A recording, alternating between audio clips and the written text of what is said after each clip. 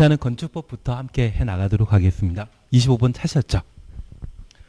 면적 산정 방법에 관한 설명을 옳은 것 찾도록 되어 있습니다. 답은 5번입니다. 생활 폐기물 보관한 면적은 건축 면적에 산입하지 아니한다. 그래서 건축 면적과 관련된 사항으로 생활 폐기물 모든 건물에 설치되었을 때 그 부분만큼은 건축 면적에서 제외시킵니다.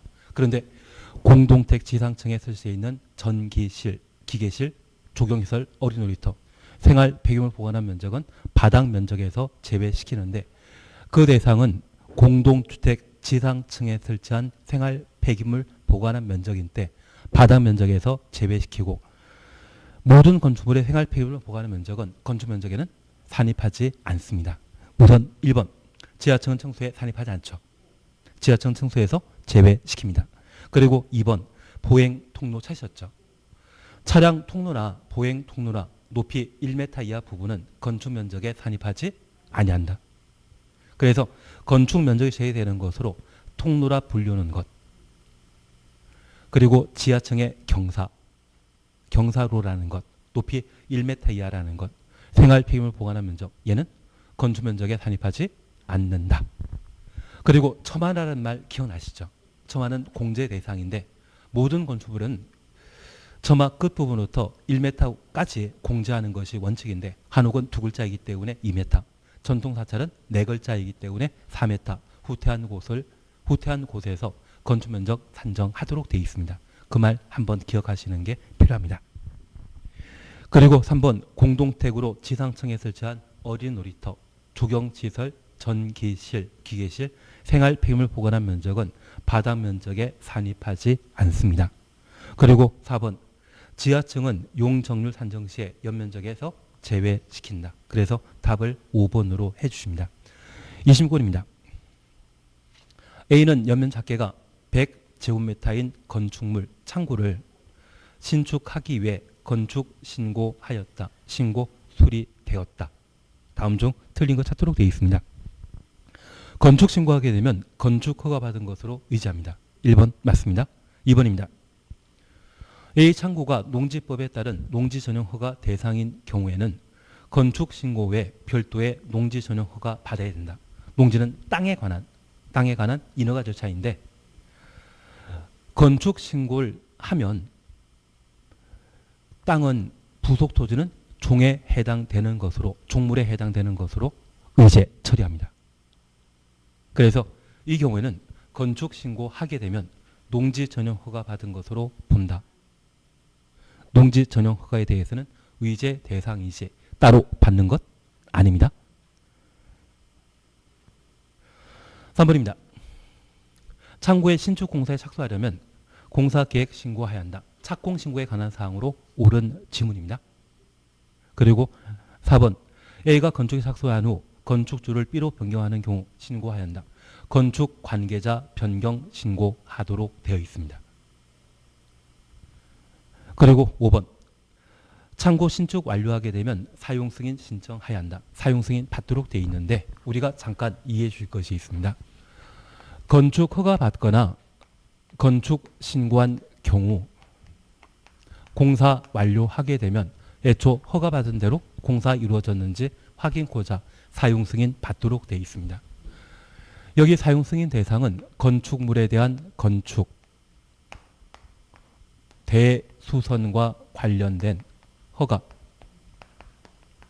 신고 공사가 완료되게 되면 사용 승인 받아야 되고 가설 건축물은 허가받아 설치하는 가설 건축물과 신고 대상 가설 건축물로 구분하고 있는데 허가 대상 가설 건축물의 건축 공사가 완료되게 되면 사용 승인 대상입니다. 반면 신고 대상 가설 건축물은 사용 승인 받을 필요 없습니다. 우리 아파트 공사 현장 보게 되면 현장 사무소 있지 않습니까? 그 현장 사무소는 주된 용도이다, 부속 용도이다. 부속 용도이기 때문에 그게 바로 가장 대표적인 신고 대상 가설 건축물입니다. 신고 대상 가설 건축물에 대해서는 공사 완료 시에 사용 승인 받을 필요 없다. 그걸 정리해 주시는 게 필요합니다. 그래서 허가받거나 신고하고 공사 완료한 건축물, 허가 대상 가설 건축물의 공사가 완료된 때 사용 승인 받도록 돼 있고 신고 대상 가설 건축물은 사용 승인 대상이다 아니다. 아니다. 그렇게 구분하십니다. 그리고 이런 사용 승인은 공사 진행했던 건축주가 공사 완료하게 되면 사용 승인권자인 허가권자에게 사용 승인 신청하도록 돼 있고 허가권자는 사용 승인 신청 받은 날부터 며칠 7일 이내 검사 실시하고 합격한 때 사용 승인서 발급하며 불합격한 때는 재시공을 명령하도록 되어 있습니다. 그래서 가끔 가장 하자 많은 아파트 만들어 놓은 게 부땡이라는 곳이 있고 중땡이라는 곳이 있으며 호땡이라는 곳이 있고 서땡이라는 곳도 있는데 조심하실 필요가 있으시죠. 하자 빨리 고쳐준다, 천천히 고쳐준다. 그동안 피해볼 건 다 피해보시거든요. 그래서 부땡, 중땡, 호땡, 서땡은 잘 조심하자. 괜한 이야기 드렸지만 이런 하자 있는데 불구하고 사용검사 또는 사용승인이 잘 나가더라고요. 그래서 우리 사용승인과 관련된 처리기간 며칠이다? 7일. 설마 내가 살고 있는 아파트가 여기에 해당된다? 하던 것 계속 하도록 하겠습니다. 그래서 사용승인과 관련되어서는 저렇게만 하나 확인하십니다. 그리고 재미로 우리 하나 봐주시는데 바로 27번입니다. 옳은 거 찾도록 되어 있는데 답은 4번입니다. 사용승인 받은 경우 전기사업법에 따른 전기설비의 사용전 검사 받은 것으로 본다. 잘 모르지만 건축물에는 전기설비나 통신설비 당연히 설치되어 있거든요. 그러한 전기설비 등은 주종 관계를 따지게 되면 주물이다, 종물이다. 종물에 해당되기 때문에 사용 승인 받게 되면 전기 설비에 대한 사용전 검사 의제를 하게 됩니다. 4번 맞습니다. 다만 이 의제 대상에 포함되지 않는 것으로 주차장, 소방 설비 대상 아닙니다. 소방 설비와 주차장에 대해서는 사용 승인 의제 대상이 못 된다. 그렇게만 기억해 놓습니다. 그리고 두 번째 봐주실 것으로 1번 사용 승인 신청은 건축주가 신청하는 것이지 감리자가 신청하는 것 아닙니다. 그리고 2번 도시군 계획서에서 가설 건축물의 건축 위한 허가받은 경우 따로 사용 승인 받지 않고 사용할 수 있다. 허가 대상 가설 건축물의 경우는 사용 승인 대상이죠. 신고 대상 가설 건축물이 사용 승인 대상에서 제외시킨다라는 것 구분해 놓습니다. 그리고 임시 사용 승인 기간은 2년입니다. 3년이 아니라 2년. 그리고 연장할 수 있습니다. 횟수 제한 없습니다. 하나 이해하실 것은 여기 임시 사용 승인과 관련되어서는 조경 등을 하지 못해 한겨울에 건축공사 완료했을 때 4월 달에 조경할 것을 조건으로 임시 사용 승인 받을 수 있는데 저 임시 사용 승인 받게 되면 건축물 대장이 만들어지지 않습니다. 분양하고자 할 때 분양 못 하거든요. 그래서 이 임시 사용 승인과 관련되어서는 답답한 사람은 허가권자이다, 건축주이다.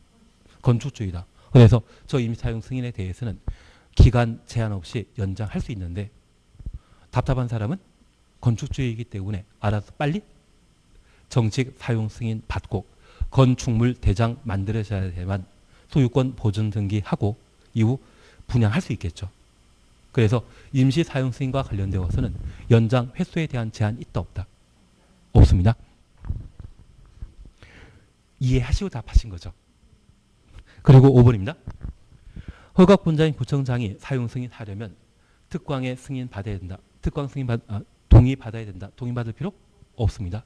사용 승인에 관할 관청은 허가권자인 시, 군, 구청장이 원칙적인 사용 승인권자이기 때문에 따로 특광 동의 받을 필요 없습니다. 답을 4번으로. 나는 맞췄다? 다음에 맞출 거다? 네, 다음에 맞추시면 됩니다.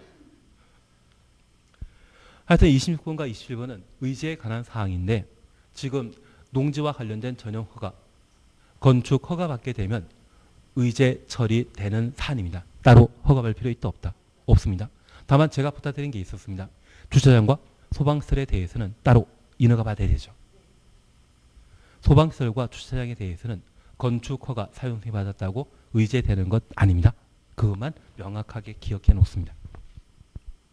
28번입니다. 대지와 도로에 관한 설명을 드린 것 찾도록 되어 있습니다. 답은 3번입니다. 우선 1번입니다. 건축물과 담장은 건축물의 수직면 넘어서는 아니 된다. 지표 아래는 예외 인정된다라는 것 기억해 놓습니다. 그리고 나는 264, 364 기억나시는데 특별히 작물 재배사의 경우는 264 적용할 대상 아니죠. 그래서 작물 재배사 설치된 대지는 6m 도로에 4m 이상 접할 것이 요구되지 아니한다.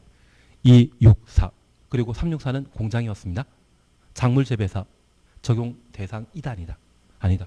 그래서 축사 작물 재배사에 대해서는 예외 인정했던 것 다시 한번 살펴놓습니다. 그리고 3번입니다. 주민이 오랫동안 통행을 이용하고 있는 사실상의 통로.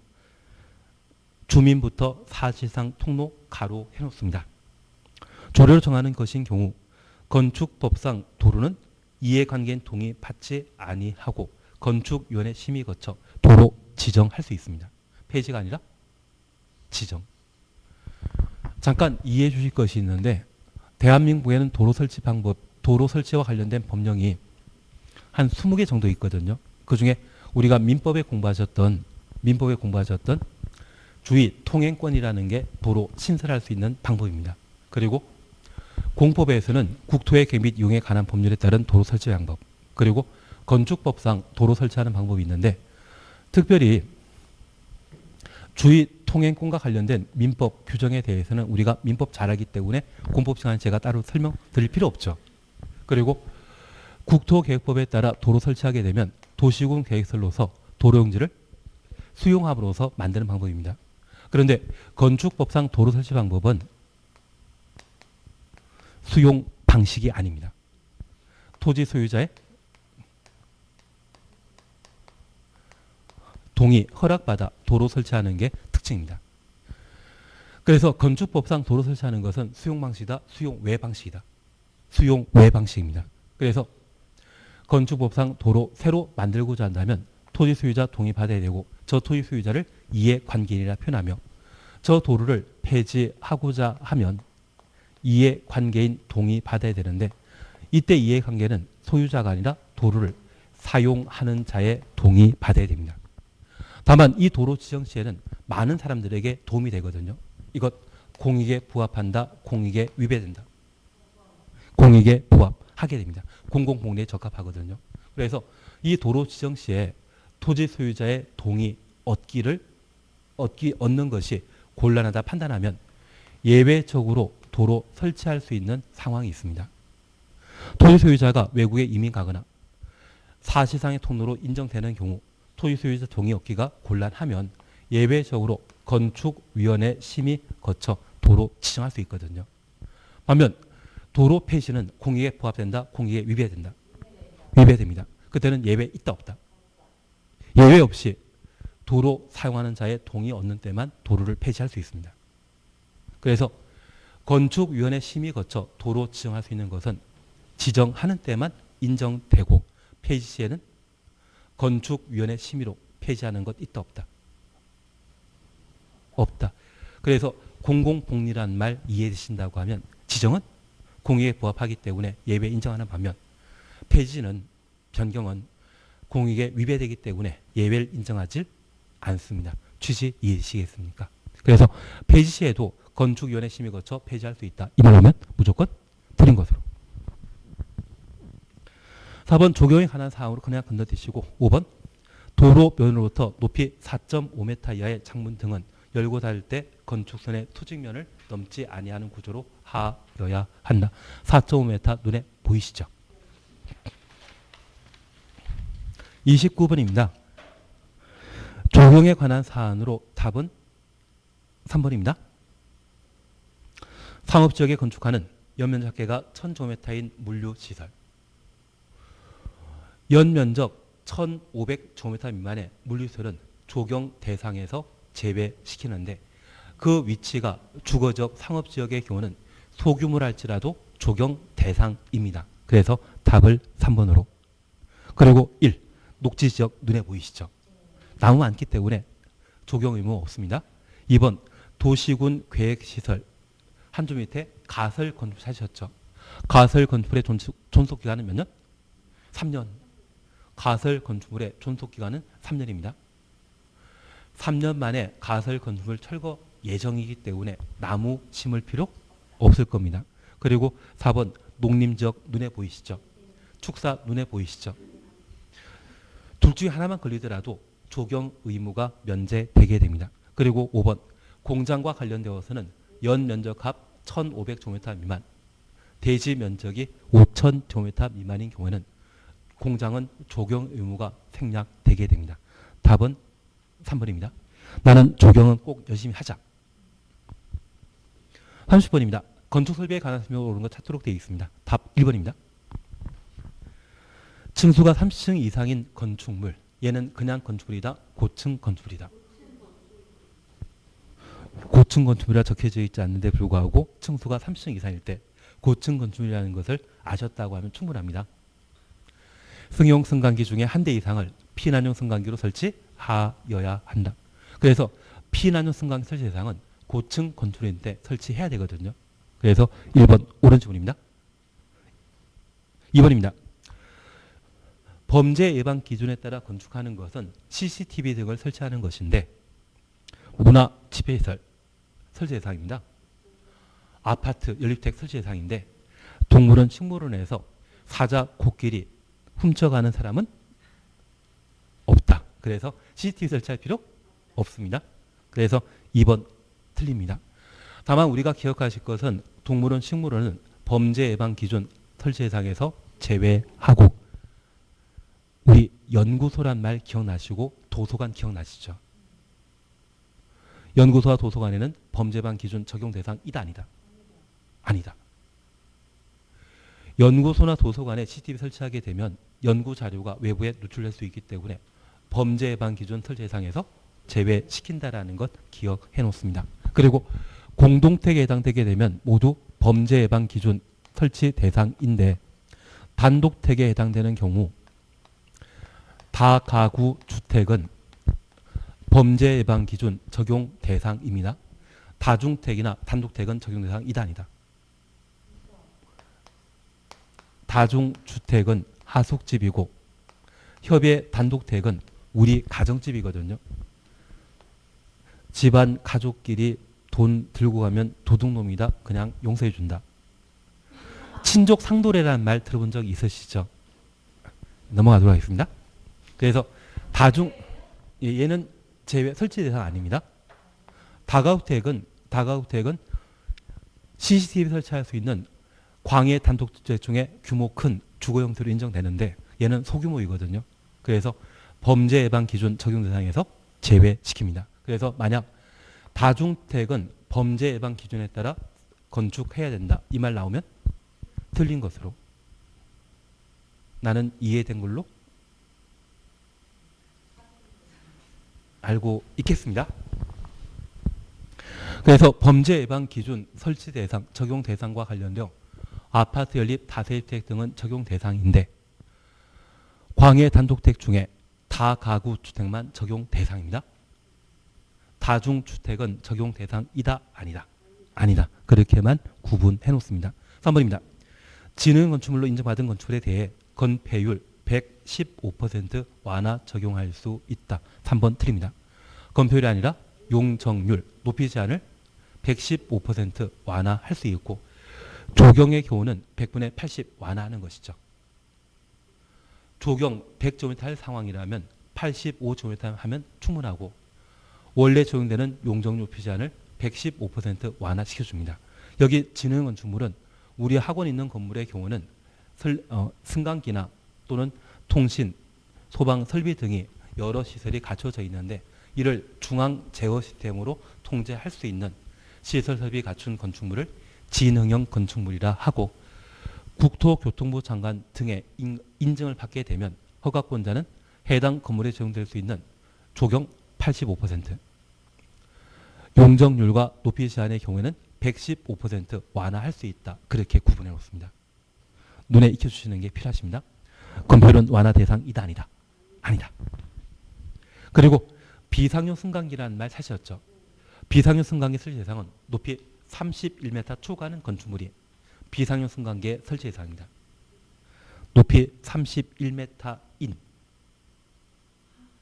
초과와 31m 인 얘는 서로 다르지 않습니까?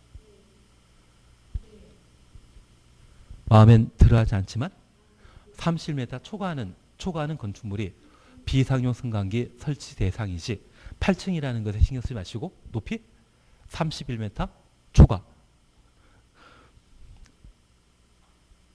초과 30m는 같다 다르다. 예, 그래서 그렇게만. 그리고 5번입니다. 아파트로서 4층 이상의 층의 각 세대가 둘 이상의 지동계단 사용할 수 없는 경우는 발코니에 피난 안전구역이 아니라 대피 공간 설치하도록 되어 있습니다. 여기 피난 안전구역은 초고층 건축물과 준초고층 건축물에 설치하는 공간이고 아파트로서 4층 이상의 층에 설치하는 소방 용도의 공간은 대피 공간이라 표현하게 됩니다. 그래서 우리 보통 아파트의 층고는 3m이거든요. 그런데 복도식 계단이라고 하면 직통 계단 둘 이상 사용할 수 있는 반면 계단식 아파트라고 하면 직통 계단 하나 사용하는데 아래층에 화재 발생하면 계단을 통해 건물 밖으로 탈출하기 곤란하거든요. 그럴 때 발코니 쪽에 대피 공간을 설치하도록 되어 있습니다. 그런데 1층에 있어서는 계단으로 또는 현관으로 탈출하지 못한다고 하면 발코니 문 열면 그냥 사뿐하게 밖으로 나가시면 되죠. 그리고 2층의 경우는 층고가 3m인 경우로서 발코니 문 열고 살짝 뛰어내리시면 전혀 다치지 않고 건물 밖으로 탈출할 수 있고 그리고 3층에 계신 분은 층고가 6m가 됩니다. 조심히 떨어지면 발목은 삘 수 있지만 생명이 지장 없는데 여기 4층에 해당되게 되면 층고가 9m에 해당되는 사항으로 죽을 사자지 않습니까? 죽을 위험이 있기 때문에 그때 발코니에는 이웃 세대로 탈출할 수 있는 대피 공간을 마련하도록 되어 있습니다. 그래서 4층 이상의 층에 계단 등으로 탈출하기 곤란한 경우에는 발코니에 경계벽이 있거든요. 그 경계벽을 발로 차시면 옆에 세대로 대피할 수 있는 공간이 마련되게 됩니다. 그게 뭐다? 대피 공간이거든요. 나는 몇 층에 살고 있다. 이 시중에 보시면 발코니에 보시면 뭐가 있으실 겁니다. 알겠습니다. 아니면 그냥 일단 넘어가도록 하겠습니다. 하여튼 대피 공간과 관련되어서는 아파트로서 4층 이상의 직통 계단 2개 이상 사용하지 못하는 경우는 대피 공간 설치하여야 한다. 그렇게 정리해 놓아야 됩니다. 30번 같은 문제는 우리 시험에 딱 하나 오더라고요. 그래서 구조 설비에 관한 기준인데 이 구조 설비에 관한 기준을 우리가 너무 잘 아시면 출제위원급이 되기 때문에 우리는 여기 나와 있는 것들만 다만 올해 개정된 게 구조안전확인서류 제출 대상의 개정입니다. 표준설계도서에 따라 건축한 건축물의 경우는 구조안전확인서류 제출 대상에서 제외시킨다라는 것 기억하시고 나는 소방관 진입창 기억난다? 11층 이하의 건축물에는 소방관 진입창 설치하도록 돼 있는데 비상용 승강기 설치되어 있거나 대피 공간이 설치된 아파트의 경우는 소방관 진입창 설치할 대상에서 제외한다. 그때 대피 공간 기억나신다고 하면 그 대피 공간은 아파트로서 몇 층 이상 4층 이상의 직통 계단 2개 이상 사용할 수 없는 경우 발코니에 대피 공간 설치하도록 되어 있습니다. 그래서 그쪽과 연계되는 것을 정리해 주시는 게 필요하십니다. 그리고 1번 피난용 승강기 작년에 개정되었거든요. 피난용 승강기 설치 대상은 고층 건축물이 그 대상이라는 것 확인하시고 4번에 비상용 승강기 설치 대상은 높이 31m 초과하는 건축물 그리고 승용 승강기라는 게 있는데 승용 승강기 설치 대상은 6층 이상으로서 연면적 합 2000제곱미터 이상의 건축물이 승용 승강기 설치 대상입니다. 그래서 승강기와 관련되어서는 승용 승강기와 비상용 승강기, 피난용 승강기 세 가지를 건축부에 정해 놓고 있습니다. 각각의 설치 대상이 무엇인지 꼭 한번 구분하셔야 됩니다. 나는 저 정도는 잘할 수 있다? 할 수 있다. 저렇게라도 하나 해주셔야 됩니다. 30번입니다. 공개 공지 등의 확보에 관한 설명 틀린 것 찾도록 되어 있습니다. 답은 4번입니다. 100분의 10 앞에 건축 면적이 아니라 대지 면적. 우선 1번입니다. 공개 공지 설치 대상 지역은 일준, 상준이란 말 기억나시죠? 일반 주거지역과 준주거지역, 상업지역과 준공업지역. 그리고 최근 올해 개정된 사항으로 노후 산업단지 정비가 필요한 곳은 공개 공지 설치 대상이라는 것 기억해 놓으시고, 바다 면적합 5,000제곱미터 이상의 종업운 판문속입니다. 종교시설, 업무시설, 운수시설, 판매시설, 문화집회시설, 숙박시설. 그리고 판매시설 중에 농산물 유통시설은 포함한다, 제외한다. 그리고 공개 공지는 대지에 직접 설치하도록 되어 있지만 필로티 구조로 설치할 수 있다는 것 기억해 놓으시고, 이 공개 공지의 사용에 방해될 수 있는 물건 적재, 그리고 출입 차단하는 시설 설치해서는 안 된다. 그리고 공개 공지의 면적은 대지 면적의 100분의 10 이하 범위 내 설치하도록 되어 있습니다. 100분의 10 앞에 건축 면적이 아니라 대지 면적, 뒤에 이상이 아니라 이하. 그리고 5번에 용적률과 높이 제한 규정을 각각 1.2배 완화시켜줍니다. 답을 4번으로 해놓습니다. 30번입니다. 답은 5번입니다. 생활복리를 위한 공동시설, 이것 복리시설 말하는 것이거든요. 주민 공동시설은 복리시설이고 나머지 4가지는 부대시설입니다. 그래서 답을 5번으로. 33번입니다. 지역주택조합에 관한 설명으로 틀린 것 찾도록 되어 있습니다. 답은 2번입니다. 80% 이상의 대지 사용권, 토지의 사용권 확보하거나 아니라 확보하고 엔드 개념입니다.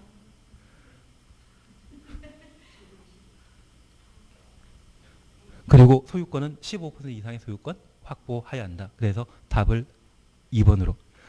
1번은 조합원 모집 신고와 관련된 절차로서 50% 이상의 대지 사용권 확보하도록 되어 있습니다. 올해 주택조합과 관련되어서는 7월 24일 날 대폭 개정되었기 때문에 어떤 형태이건 출제되게 될 겁니다. 만약 조합이 시험에 나오지 않는다면 등록 사업자가 시험거리가 되게 됩니다. 우선 첫 번째 우리 봐줄 것은 주택조합과 관련되어서는 지역주택조합과 직장주택조합, 리모델링 주택조합 3가지로 구성되며, 그중에 지역주택조합이나 직장주택조합 설립하고자 한다면 조합원 모집 신고하고 조합 설립 인가 요건 갖춘 때 조합 설립 인가 받도록 되어 있습니다. 그리고 인가받은 주택조합은 조합주택 건설과 관련된 사업계획 승인 받도록 되어 있는데, 조합원 모집 신고하고자 한다면 주택 건설 예정지 전체 면적의 50% 이상의 토지 사용권 확보하고 발기니 시군 구청장에게 조합원 모집 신고할 수 있습니다. 조합원 모집은 신고 전에 할 수 있다. 신고 후에 한다. 신고 후에 하게 되면 시군 구청장에게 조합원 모집 신고하고 공개 모집하도록 되어 있습니다.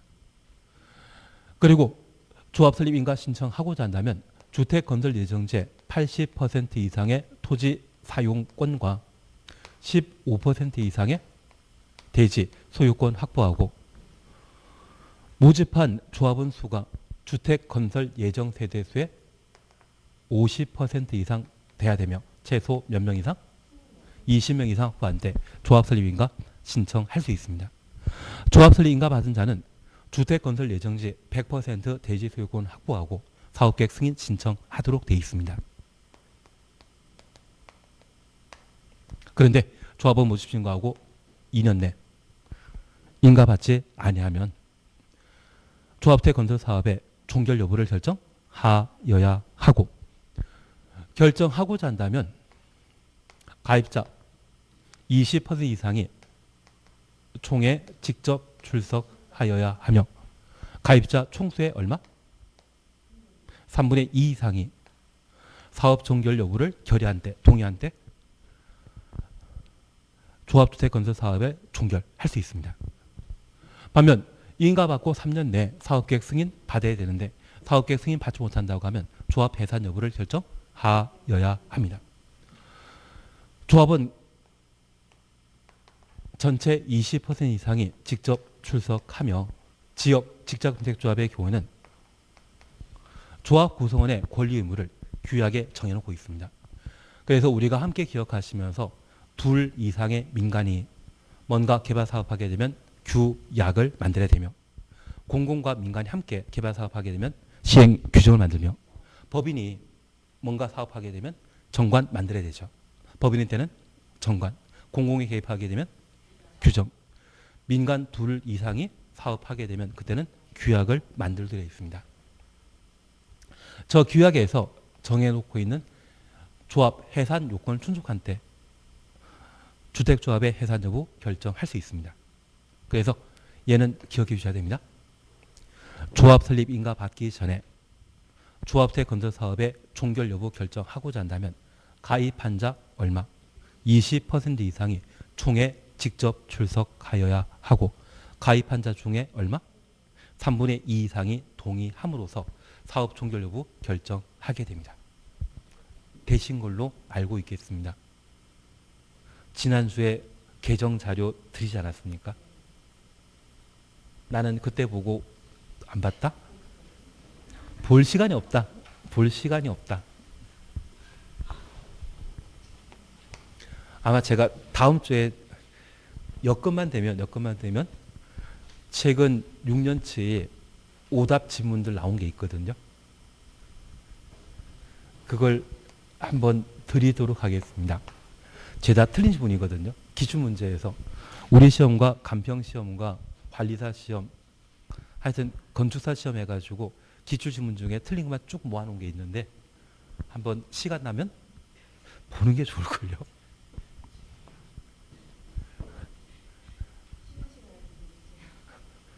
하도록 하겠습니다.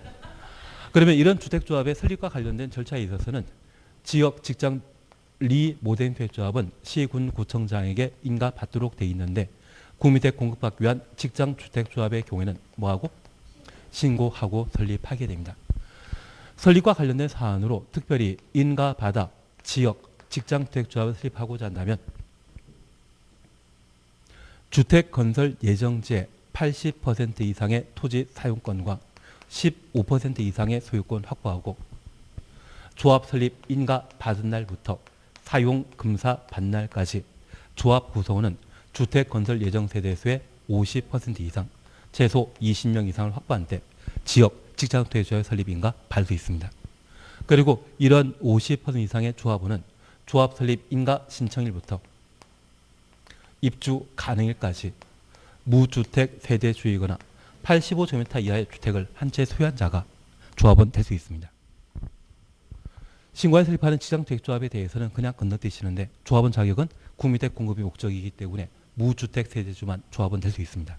그리고 인가받아 설립하는 리모델주택조합의 경우는 대수선형의 경우는 10년. 지난 때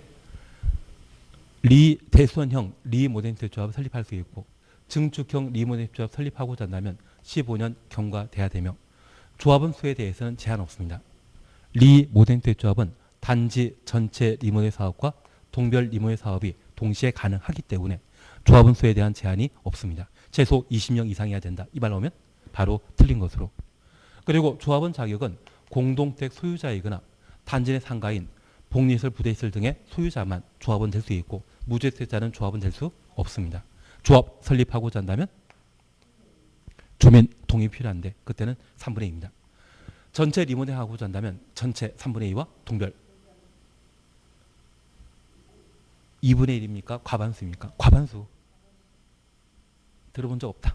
그리고 한 개 동을 리모델 하고자 한다면 그 동의 구분 소유자 및 의결권 3분의 2 이상의 동의 받도록 되어 있습니다. 그래서 단지 전체를 리모델 하고자 한다면 전체 3분의 2 동별 과반수 동의 받아야 되고 이렇게 설립된 리모델 조합이 리모델에 대한 허가나 사업계획 승인 신청하고자 한다면 단지 전체 리모델 하고자 한다면 전체 75 동별 50%의 동의 받아 리모델에 대한 허가 받을 수 있습니다. 그래서 75%는 리모델링 인허가 조건이고 3분의 2는 조합 설립 요건이라는 것을 각각 구분하시는 게 필요합니다. 그리고 이렇게 만들어진 주택조합은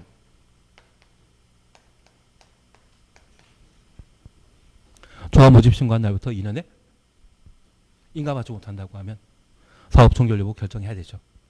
인가받고 3년 내 사업계획 승인받지 못한다고 하면 해산 여부 결정해야 한다. 방법 기억나십니다. 특히 사업 종결과 관련되어서는 조합 가입자 20% 이상이 직접 출석하고 가입자 얼마? 3분의 2. 3분의 2 찬성으로 사업 종결 여부 결정하게 됩니다. 조합의 경우는 해산과 관련된 결의 요건을 규약에 정해놨기 때문에 그 규약은 각각 다를 수 있거든요. 법으로 정해놓은 것은 뭐만? 조합 모집 신고하고 2년 내 조합 설립인가 받지 못한다고 하면 사업 종결 여부 결정은 20% 이상이 직접 출석하여 가입 신청자 3분의 2 이상의 동의로 사업 종결 여부 결정한다. 그걸 기억해 주시는 게 필요합니다. 그러면 이런 방법으로 조합이 만들어지게 되면 이러한 주택조합에는 임원, 발기인, 총회 그리고 조합원으로 각각 구성된다라는 것 기억해 놓으시고 특별히 이 임원 자격과 관련되어서는 무주택 세대주이거나 85제곱미터 이하의 주택을 한 채 소유한 자만 임원, 발기인 될 수 있습니다. 이들에게 결격 사유 발생하게 되면 임원 자격 상실한다. 다음날 상실합니까? 당연 상실하겠습니까? 당연. 다음날 자격 상실은 도시개발법에만 적용된다라는 것 구분해 놓습니다. 그리고 저 임원 등은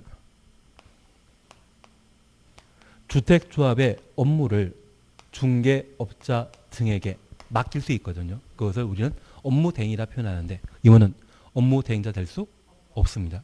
그래서 중개업자 등이 업무대행자로 선정되었다면 이들은 발기인, 조합의 임원 된다 못 된다?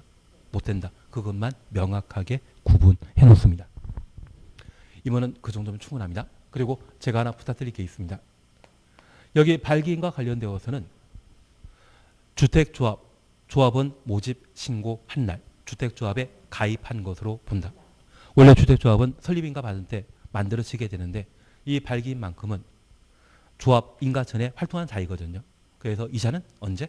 조합원 모집 신고한 때 조합에 가입한 것으로 본다. 그걸 잘 챙겨주시는 게 필요합니다. 총에 대해서는 건너뛰겠습니다. 그리고 조합원과 관련되어서는 조합원 모집에 관한 사항으로 조합 설립 인가 전에는 시, 군, 구청장 신고하고 공개 모집하게 되는데 조합원 충원, 조합원 충원이라는 말을 보게 되면 조합 만들어진 이유이죠. 조합 설립인가 받은 때만 조합 구성원은 조합원이라 표현하게 됩니다. 그래서 조합원 충원 등에 대해서는 시, 군, 구청장에 신고하지 않고 선착순의 방법으로 조합은 충원한다. 재가입할 수 있다. 그 말, 재모집할 수 있다. 그 말 기억해 주시는 게 필요합니다. 그리고 두 번째, 조합원 지위에 관한 사항을 함께 보시는데 지역, 직장투획조합의 경우는 설립인가 이후 조합원 교체 변경할 수 없다라는 것 기억해 놓습니다. 다만 예외적으로 추가 모집, 결혼 발생 시에 충원 가능한데 조합원이 사망하면 상속한 자가 충원 대상이 되고 사업계획 승인 이후 입주자 선정 지위를 양도하게 되면 양수한 자가 조합원 될 수 있습니다. 다만 우리가 기억하실 것은 이렇게 주택조합의 추가 모집, 변경 인가 신청은 언제까지? 사업계획 승인 신청까지 할 수 있고 충원하거나 추가 모집하게 되었을 때 그 대상의 자격 판단 시점은 조합 설립 인가 신청일 기준으로 한다. 그래서 추가 모집 등은 변경 인가 등은 언제까지 한다? 사업계획 승인 신청일까지. 그리고 자격 판단에 대해서는 설립인가 신청일 기준으로 한다. 그리고 이런 주택조합은 조합택 건설 업무를 담당하게 됩니다. 여기 업무와 관련되어 우리 첫 번째 기억하실 것이 있습니다. 공공택지는 주택건설 용지로 사용할 수 없습니다. 다만 경매, 공매 등의 방법으로 취득한 경우에는 가능합니다. 등록사업자 소유한 공공택지는 조합택 건설 용지로 사용한다? 못한다? 못한다. 경매, 공매 등의 방법으로 취득한 경우는 가능하다라는 것 기억해 놓으시고 업무 대행, 조합원 가입 알선 등을 중개업자 등에게 맡길 수 있거든요. 여기 업무 대행자로 선정되고자 한다면 법인은 자본금이 5억 이상이고 개인의 경우 자산평가액이 10억 이상일 때만 업무 대행자로 선정할 수 있고 업무 대행과 관련되어서는 조합원 가입 알선 외 계약금 등의 자금 관리 업무가 있습니다. 자금 관리 업무에 대해서는 누구에게만 맡길 수 있다? 신탁업자에게만 맡긴다. 그것 정리해 주시는 게 필요합니다. 중개업자도 업무 대행 가능하죠. 그래서 나는 돈을 많이 만들어서 법인을 만들거나 또는 개인으로서 자산평가액이 10억 이상이 되면 지역주택조합이나 지상주택조합에 조합원 가입 알선 업무 대신 하는 것도 돈벌이 되지 않겠습니까? 10억 있으면 일 안 한다? 예, 맞습니다. 10억에서 11억 발할 부수 있지 않습니까? 그리고 요트 살려고 하면 30억 넘게 있어야만 요트 사러 하시던데. 한번 보신 걸로 만족하도록 하겠습니다. 예, 그래서 주택조합 저렇게만 한번 확인해 주시는 게 일입니다. 그래서 1번 조합원 모집 신고와 관련되어 50% 이상의 사용권 눈에 익으시고, 그리고 3번 조합원수는 조합 설립 인가 받은 날부터 사용검사일까지 50% 이상의 조합원을 구성하며 최소 20명. 그리고 4번 설립 인가 받은 날부터 몇 년 내 사업계획 승인 신청해야 된다? 2년. 그리고 사업계획 승인은 3년 안에 받아야 되죠. 그래서 주택조합은 인가 받은 날부터 2년 내 사업계획 승인 신청해야 되고, 3년 안에 사업계획 승인 받지 못한다면 주택조합의 해산 여부 결정하여야 한다. 그래서 사업계획 승인 신청은 2년 내, 사업계획 승인은 3년 안에 받아야 되는 겁니다. 그리고 5번 3년 되는 날까지 사업계획 승인 받지 못했을 때 해산 여부 결정하여야 한다. 눈에 익으십니다. 제가 부탁드리는 것은 조합원 모집 신고하고 2년 내 인가 받지 못한다고 하면 가입 신청자 몇 퍼센트? 20% 이상이 총회 직접 출석하여야 하고, 그 신청한 자 얼마? 3분의 2 이상이 동의한 때 사업 종결 여부 결정하여야 한다. 그 말 기억하시는 게 필요하십니다. 그래서 4번, 5번 묶어 놓으시면서 해산 관련된 내용이라는 것 기억해 놓으시고, 사업 종결 여기에 나오지 않았지만 한번 기억해 주셔야 됩니다. 34번입니다. 주택건설 사업계획 승인의 등에 관한 설명을 틀린 것 찾도록 되어 있습니다. 답은 5번입니다. 국토교통부 장관에게 사업계획 승인 받는 자는 국가, 주택공사만입니다. 지방공사는 장관에게 사업계획 승인 받는다, 안 받는다? 안 받는다. 그래서 답을 5번으로 해놓습니다. 우선 1번입니다. 표본 설계도서라는 말 찾으셨죠? 여기 표본 설계도서는 가끔 아파트 건설하게 되었을 때 시행자가 여러 다른 사람인데 불구하고 설계도면에 동일하면 아파트 내부 구조가 똑같지 않습니까? 그게 표본 설계도서에 따라 만들어진 것이거든요. 저 표본 설계도서 사용할 수 있는 자는 주택공사와 지방공사와 등록사업자가 표본 설계도서를 사용할 수 있습니다. 조합은 표본 설계도서 사용한다, 못한다? 못합니다. 조합은 지역주택조합이나 지방주택조합은 조합대 건설 사업을 완료하게 되면 해산인가받아 해산해버리거든요. 그래서 조합은 설계도서를 2번, 3번 반복해 사용하는 자가 아닙니다. 만약 시험에 지역, 직장, 주택, 조합이 주택을 대량으로 건설하려고 표본 설계도서 작성한다. 그런 취지 중 나오면 바로 틀린 것으로. 주택조합은 표본 설계도서의 작성 주체가 아닙니다.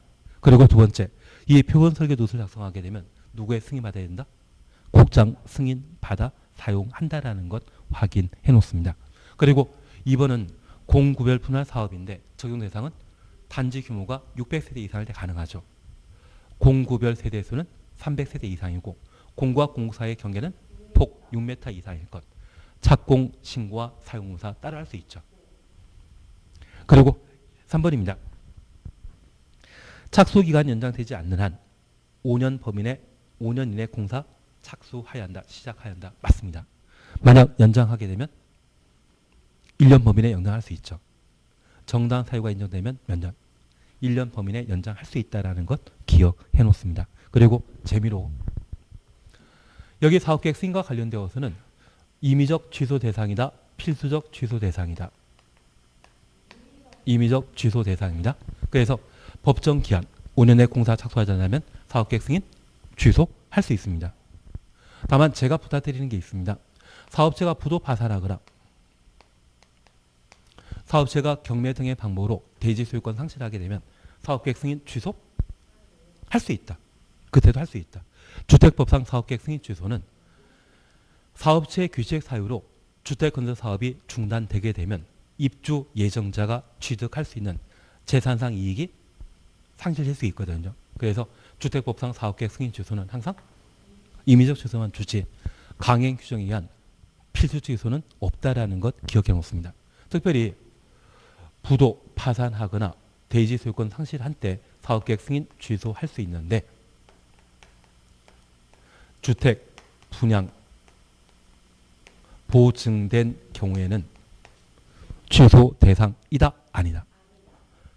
주택 분양 보증했다고 하면 한국토지신탁에서 분양 보증한 것으로서 사업체가 부도 파산하더라도 신탁회사가 대신 아파트 건설하게 됩니다. 그리고 만들어지는 아파트 단지는 코아루이거든요. 나는 코아루 아파트 단지 들어본 적? 코아루라는 곳 있거든요. 그게 분양 보증 받아 원래 사업체가 공사 완료한 것이 아니라 신탁업자가 대신 공사 완료한 것입니다. 그래서 주택 분양 보증 받은 경우는 사업계획 승인 취소 대상에서 제외시킨다. 금을 기억해 주시는 게 필요합니다. 그리고 4번은 기부 체납에 관한 사항으로 끝에 요구하여서는 아니 된다. 긍정문으로 끝납니까? 부정문입니까? 부정문. 그러시면 충분하십니다. 그래서 3, 4번은 답을 5번으로 그리고 쉬었다 하십니다. 농지법 위반을 많이 하셔야 됩니다. 농지법 종합문제